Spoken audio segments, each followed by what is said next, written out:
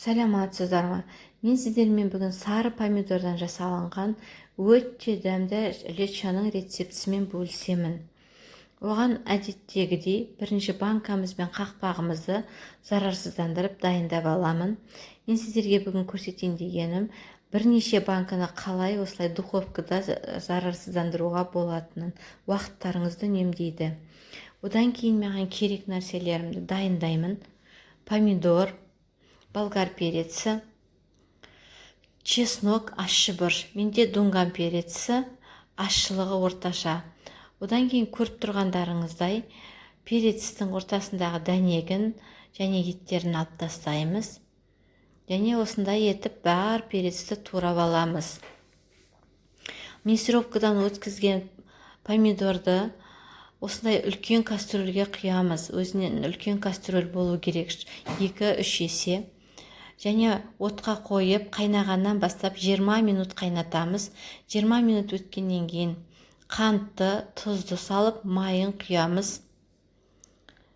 Және 5 минут қайнатамыз. 5 минуттан кейін перецті саламыз.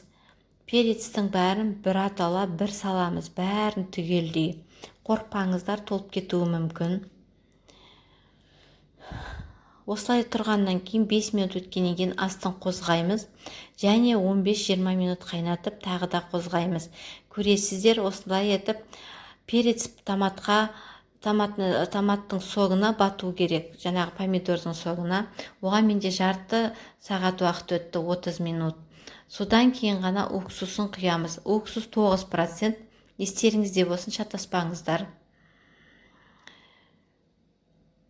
20 минут өткеннен кейін, 20-30 минут қайнағаннан кейін үстіне чеснок пен ащы бұрышты саламыз. Мясорубкадан өткізген. Салып араластырып, және 5 минут қайнатамыз. Одан кейін дайын банкілерімізге құямыз.